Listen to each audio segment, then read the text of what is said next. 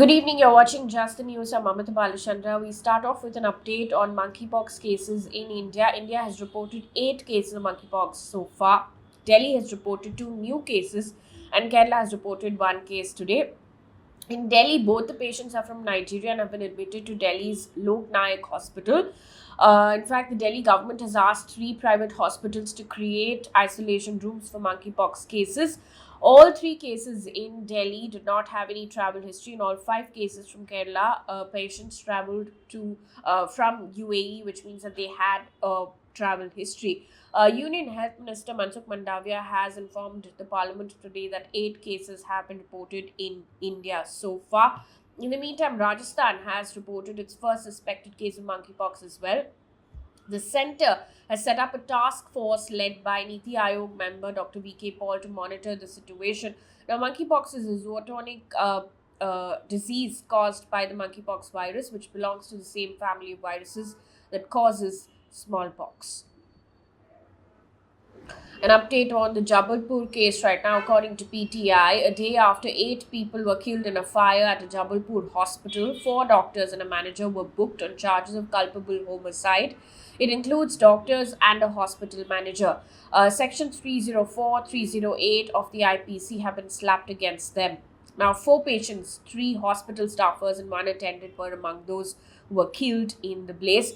Madhya Pradesh Home Minister Narottam Mishra has said that several shortcomings on fire safety were also found in the hospital. A probe has been ordered. Meanwhile, in Karnataka, the Mangaluru police have arrested 6 people in connection with the murder of a 23-year-old man, Mohammed Fazil, in Dakshina Kannada district, Surathkal. Now, he was killed 2 days after the BJP youth wing leader was hacked to death in Dakshina Kannada district. The situation was tense and there was Section 144 that was imposed as well. It's also not yet found as to why Fazil was chosen as the target according to reports. Meanwhile, Congress protested outside Herald House as the Enforcement Directorate was conducting raids. The search has come a week after Congress President Sonia Gandhi was questioned by the central agency in connection with the case. Rahul Gandhi was summoned as well. Also, the News Union Home Minister Amit Shah has said that the Citizenship Amendment Act will be implemented once the precaution vaccine dose drive of COVID is completed. Now, Amit Shah responded to Suvendu Adhikari, the leader of the opposition in West Bengal. The Citizenship Amendment Act was passed in 2019 and seeks to give citizenship to illegal migrants from Afghanistan, Bangladesh, and Pakistan who are Hindus, Sikhs, Buddhists, Jains, Parsis, and Christians. There were major protests that happened across the country in the beginning of 2020 as protesters claimed that it was discriminating against Muslims.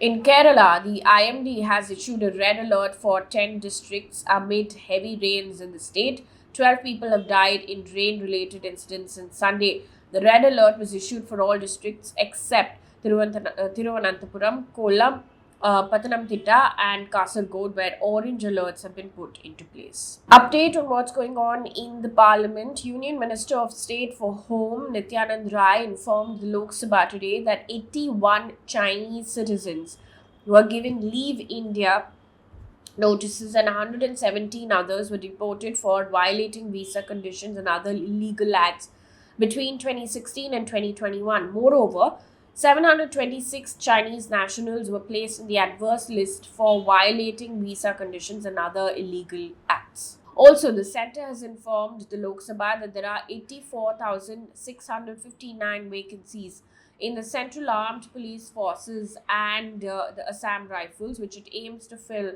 by December 2023. In his reply, Union Minister of State for Home Affairs Nityanand Rai told the House that 10% of the vacancies in the Central Armed Police Forces and Assam Rifles are reserved for the retired members of the armed forces. Another 10% of the vacancies will be reserved for Agniveers as well. In the meantime, Jharkhand Assembly Speaker Rabindranath Mahato suspended 4 BJP MLAs from the House till August 4th.